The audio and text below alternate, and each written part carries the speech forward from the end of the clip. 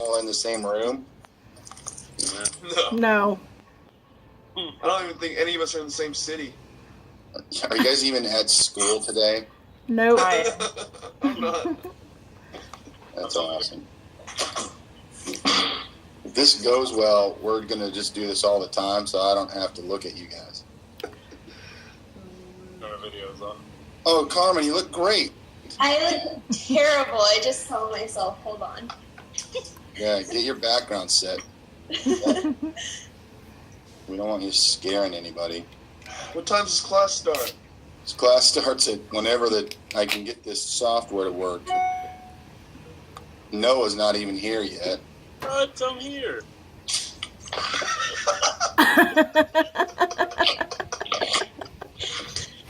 Ask Noah what time this class starts.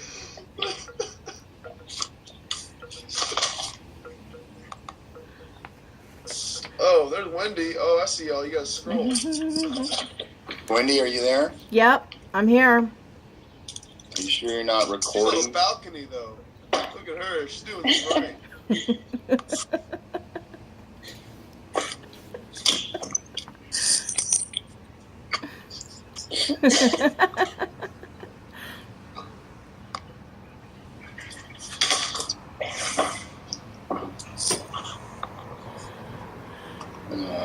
Great.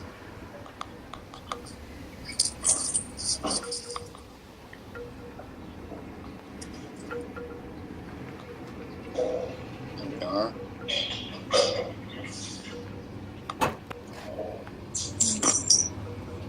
Okay, you guys ready? I'm going to share the screen. Wendy, where are you at?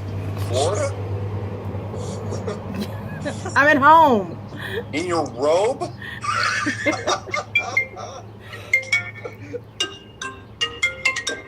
Oh, whose phone is that going off, Carmen? It wasn't even me. That's right.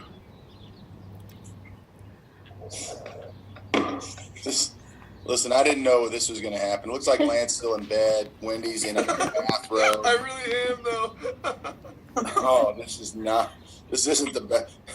And where are you at with your wind-blown hair? No, that's jeez. Oh, my balcony, too. This is awesome. This is going so well. All right, can you guys see my screen? Yes. I'll take my spot. I can see your face. I can't see anything else. Really? Hold on Yeah. here. How about now? Now I can't. Yeah. Okay. Great news is, hold on. Oh, there we go. We should do this on Wednesday, too. Hey, Dusty. Yeah, with Dusty. Dusty's in the shower right now. Do you want me to go in and That's funny. you want to say hello to him? You guys go out last night? Pardon me? You guys go out last night? What do you think? How do I look this morning?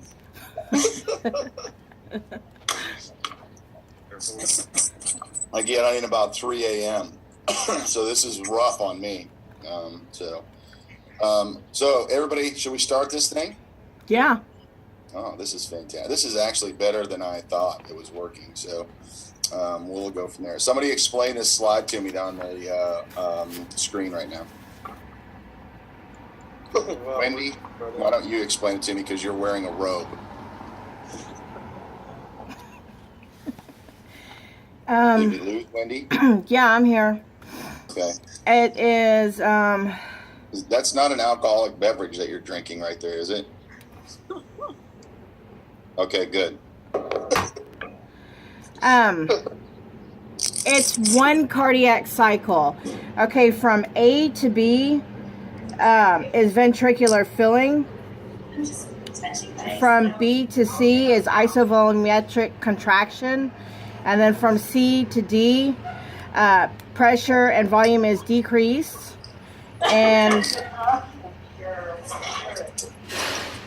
hello? Who's got the party going on? Yeah, what's going on? Sorry, I think that's me. I'm in the ALEC. Oh, okay. You need your own balcony. Do you have one? I don't. And then isovolumetric relaxation from D to A. So let me ask you a question, Wendy. Do you think you could if I gave you the Wiggers diagram, you could draw that? No, not yet. Not yet. But all the information would be there, right? Yeah. Okay, fantastic. All right, so let's carry on with our cardiovascular. How do you? Okay, so let's talk a little bit about heart rate. Okay, so we talked a little bit about this in regard to our conversation with Wilmer. Okay, so we know that the parasympathetic nervous system is slowing the heart down. Okay, so what was Kellen's resting heart rate? 36. Yeah, 36. So yeah, and so what's happening is the vagus nerve is inhibiting the SA and the AV node, slowing her heart rate down. Why?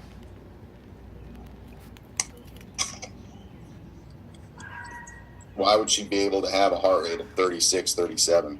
Her stroke volume is very high.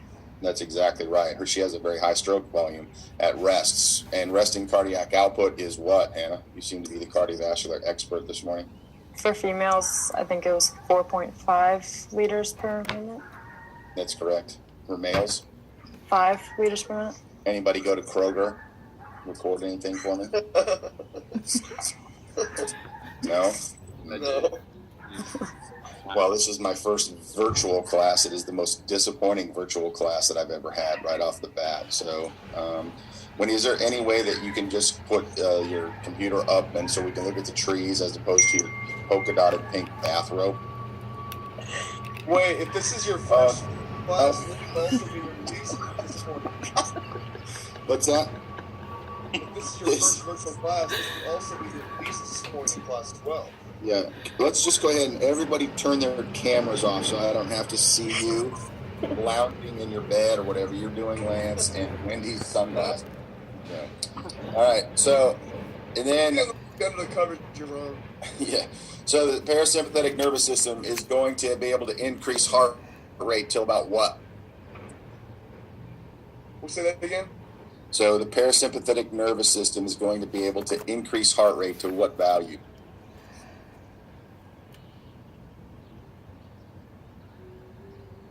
It's right here, about 100 beats per minute, which is the inherent rate of what?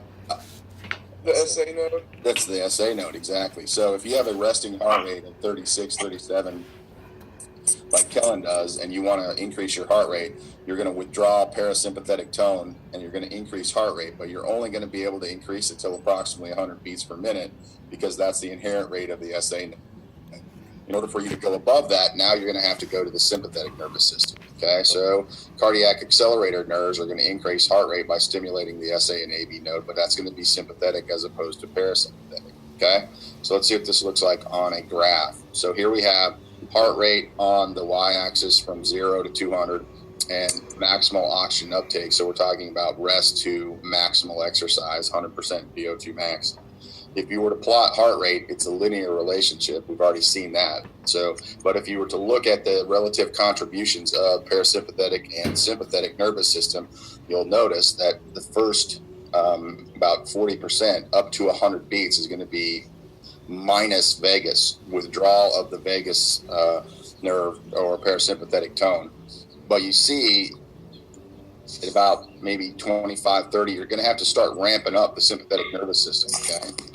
So once you get to that withdrawal, you can't just have the sympathetic nervous system start over and get your heart rate above 100. You have to prime that and get it ready to go because you're going to be releasing the catecholamines through those cardiac accelerator nerves. So there's going to be some sympathetic tone it's going to be below 100 beats per minute, but it's probably not driving that until with parasympathetic withdrawal is completely taken off with the vagus nerve not firing. Okay, questions on that? So it's like taking the brake off and then stepping on the accelerator. So this is just a diagram of how all of this works. Okay, so the other thing that we need to look at with regards to this is, so brain spinal cord are obviously going to be controlling this. You're going to have sensory fibers that are going into the brain. Specifically, look at these ones here. Top, we have the carotid sinus and one coming from the aorta. So what are those? These are going to be our high pressure baroreceptors, okay, what we've talked about, where they're stretch receptors located in the wall of the aorta and the wall of the carotid sinus that are going to be sensing pressure, okay. That's going to go back to the central nervous system, processed, and you'll get an appropriate heart rate response, which will be either the blue, which is the parasympathetic coming from the vagus nerve innervating the SA node and AV node, or you're going to have a sympathetic response that's going to come down into the spinal cord, then into the sympathetic ganglion, sympathetic trunk, and then these nerves are going to accelerate heart rate at different spots along the heart. So that gives you just a diagram to show the neural integration of how this all works, okay? So pressures changes are sensed, and then as you guys are sitting there or lying there, your blood pressure is going up and down, up and down, up and down. The NTS in the central nervous system is going to adjust your blood pressure by stepping on parasympathetic or letting it off at rest, probably most likely. Now, if you're in a situation like Dusty's presenting some data where we did neck pressure, neck suction, and we're stimulating these carotid baroreceptors during heat stress in females. And so what happens with heat stress is the resting heart rate while you're heat stressed goes up. So I think the mean for our females in normothermia was around 80, 75.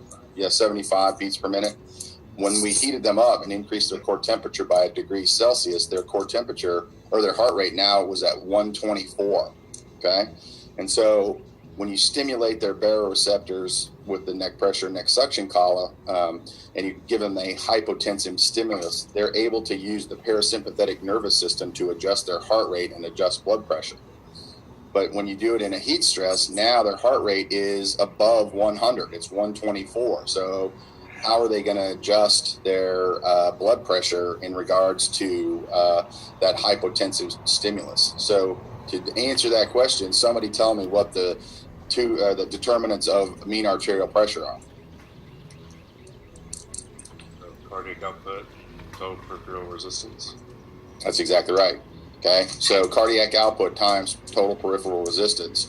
So the question is if you can't adjust heart rate very well because your parasympathetic tone has been released, how are they going to be able to maintain blood pressure in response to that hypotensive challenge? So what's the other mathematical component of cardiac output?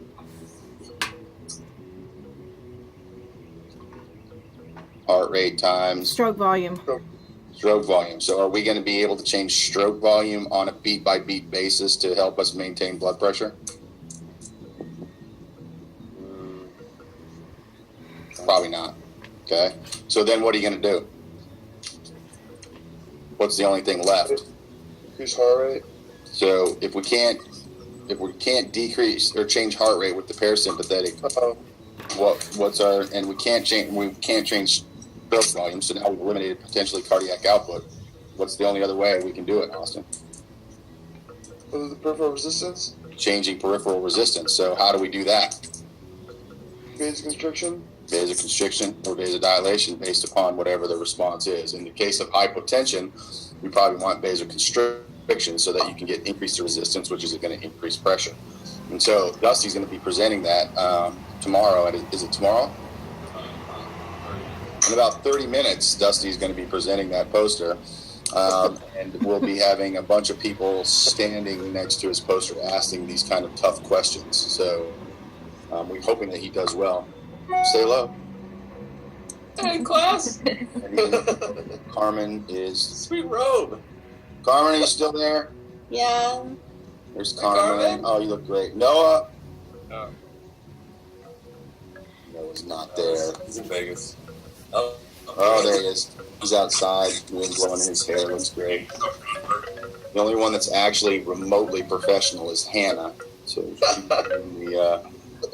the ALEC learning probably other things. Everybody else didn't even make it cool today, for God's sake. So, do you guys want to meet Dr. Thad Wilson? He just left. Sorry, we won't be able to get him in a relationship yet. Dr. Wilson is a prominent physiologist at Marion University in Indianapolis, Indiana. He teaches medical students medical physiology. He's a bright gentleman. He's critiquing my teaching right now, and apparently it's not going very well. So if all of a sudden the camera feed goes back, it's because I'm getting instantaneous feedback from Dr. Wilson that I am not doing a very good job teaching you. So he's giving me this. Shut her down now. So let's talk a little bit about stroke volume. Okay, how do you calculate stroke volume? You need like your O2 consumption? What are you guys doing? I'm teaching class here. We've lost something in the room, kids. So, hold on. Okay. So, hang on. Where's it? There we go. Not sure what's going on here with this one. So we're going to talk a little bit about stroke volume now, okay? So regulation of stroke volume. 3 different mechanisms that we're going to be talking about with relations to regulation of stroke volume. Number 1, preload. Number 2, afterload. And then the other one is contractility, okay? So each one of those we're going to talk about in detail. But so just to give you an indication, we're moving furniture around in the room right now, so that's what's going on. In case you can't hear me, so preload is exactly what you'd expect it is. It's the volume of blood in the ventricles at the end of diastole. So what does that mean? End of diastole. Filling, at the end of filling. That's exactly right. So the ventricle is full. Okay, so one way that you can regulate stroke volume is maybe put more blood into the ventricle. If there's more blood there, then you can pump more blood out. Okay, so preload or return of blood to the heart is going to regulate stroke volume. The other one is afterload. In this case, afterload is the pressure that the ventricle has to pump against or eject that blood. Okay, so in our closed system, what is afterload? 140. Yeah, so if it's normal systolic pressure, it's probably a little over 120, right? So it's got to overcome what's the resistance that's in the aorta in order for blood to go from where, Carmen? What? What? Pressure-wise, which way does flow go? The low, from high to low.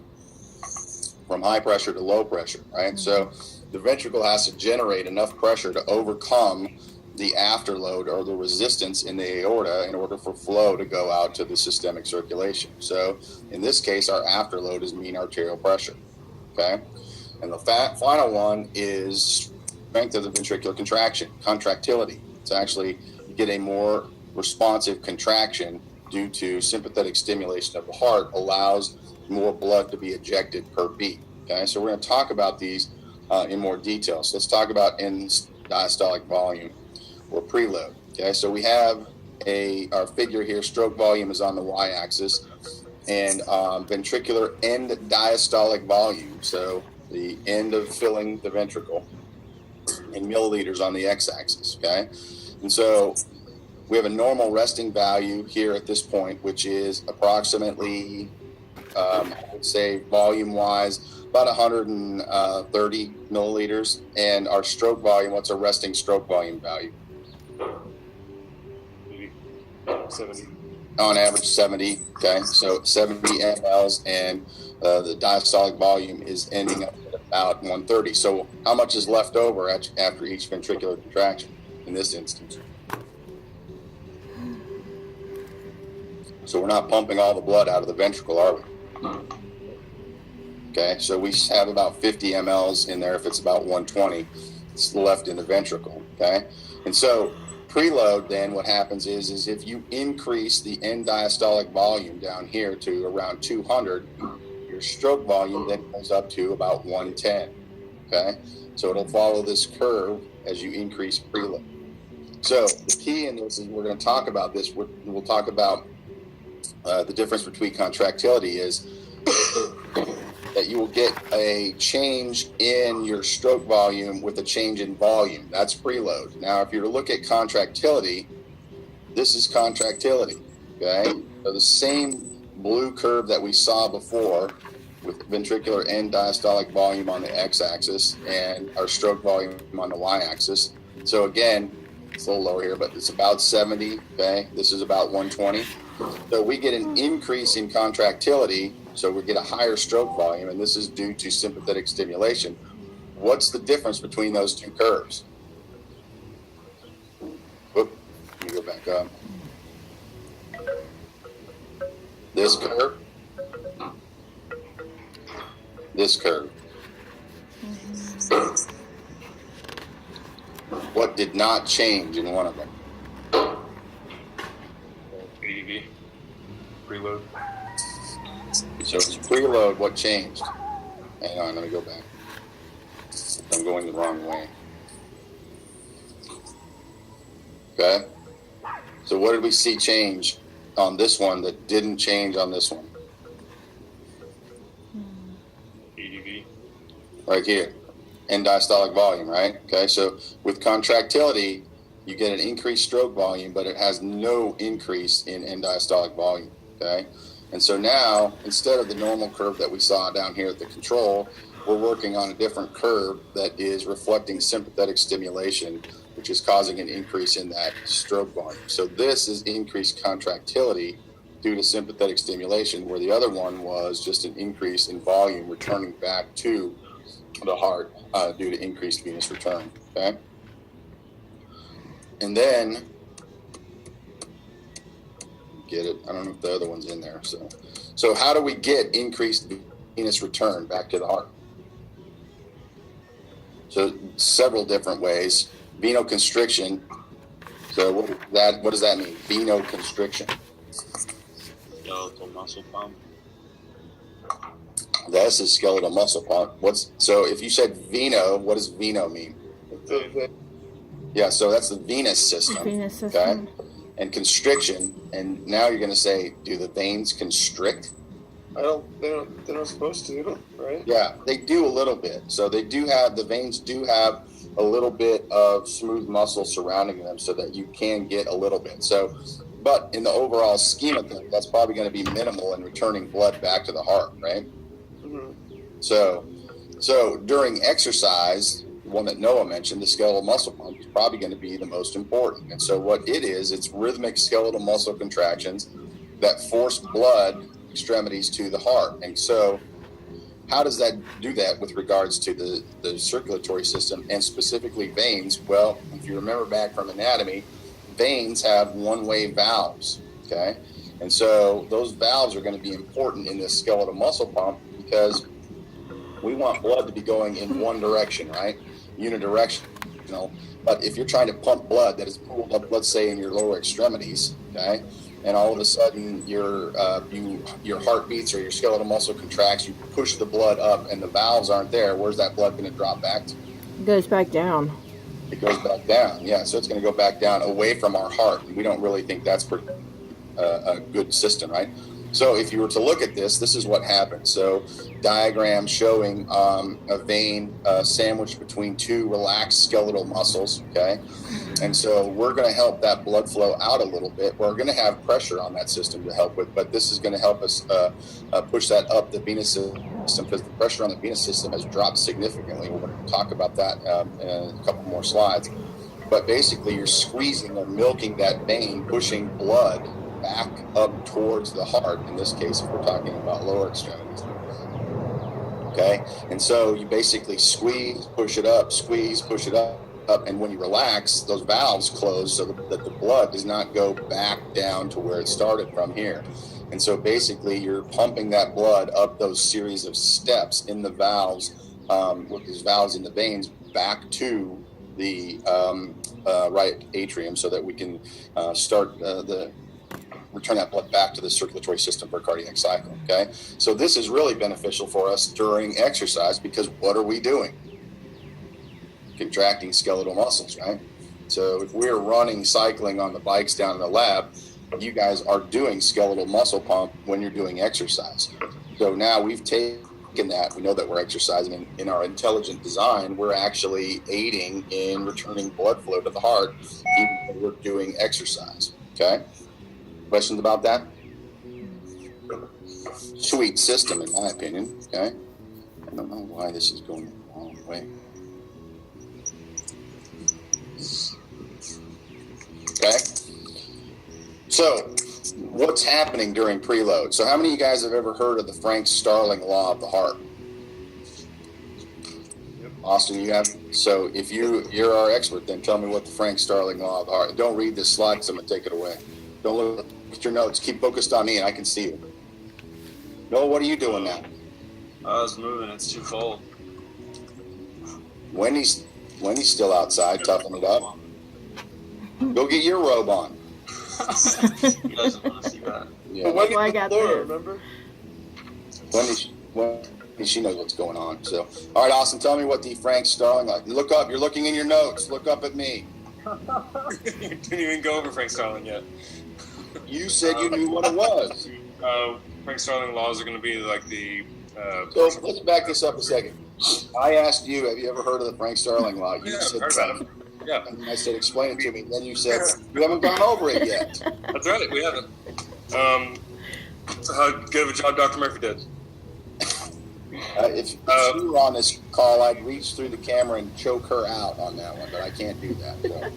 The Frank Starling laws are going to be I can only pressure between the interstitial fluid and then the fluid that's also in the venous system, along with the osmotic pressure that can be developed from, let's say, the proteins that are also in interstitial fluid or the capillaries and veins and such. Typically, nothing for the interstitial fluid and a lot for the veins, and then just tells us where the pressure is going to be going as far as in fluids and such. You know what's about the Starling forces or the Frank Starling mechanism? Frank Starling, right? It's the same thing. What do you think, Noah? I feel like you're asking about the Frank Starling mechanism. And what is Austin telling us? Starling forces. I think you're right. So we're talking. Austin is very right with the Starling forces with regard to fluids and how they. But now we're talking about maybe Starling's a hell of a smart guy, so he knows about that and cardiac physiology as well. Frank's his buddy. It's like Dr. Wilson and I. So Dr. Wilson's really smart, and I'm just along for the ride. So the Frank Starling is going to define this. Hang on, I got to move you guys out of the way. Why'd Frank get the first part of the name? Alphabetical, probably, no. Or it sounds better. Or Starling probably had already some relationship, and he felt like he wanted to give his friend. You okay, Carmen? Yeah. Stick with us here. Get some coffee. Maybe go outside. So we'll try to keep this short. So because I got to go to the conference. So cardiac muscle exhibits a length tension relationship. Where have we seen that before? Biomechanics. Skeletal muscle. Wow. Yeah. And so we talked about that on the last exam, length tension relationship with regards to skeletal muscle and how if you overstretch a skeletal muscle, you can't generate as much tension. Or if you're, Austin, where are you going? This is fun. It's like a little tour. Yeah, it's up to, it's, Oh, it's like an episode of Cribs. That's breakfast. it's creeping me out is what it's doing. With Austin. And Noah, your ceiling fan's giving me kind of an epileptic kind of thing there up at the top of your screen. So we'll be okay. So same thing with cardiac muscle. It exhibits the same length tension relationship. But as you stretch cardiac muscle, it's going to have a more vigorous contraction. And so that's what happens with this preload. And so when you preload, you get that stretch of the cardiac muscle. It's then going to try to eject that larger blood volume. Okay. And so that helps us with regards to exercise as we start bringing more return back to the heart. So I'm going to show you some Frank Starling curve later on in the slide presentation that shows you what happens with exercise and maybe some disease conditions that we collected with in Dr. Levine's lab. Okay. Now, why doesn't? So, what's the difference between the then contractility? So we said that this Frank Starling mechanism, it gives a more forceful contraction when you have stretch of the muscle than what's contractility. So we know contractility has nothing to do with changes in end diastolic volume. We saw that on this figure right here, right? So There's no stretch here, but yet we're getting a higher increase in stroke volume. So how does that take place?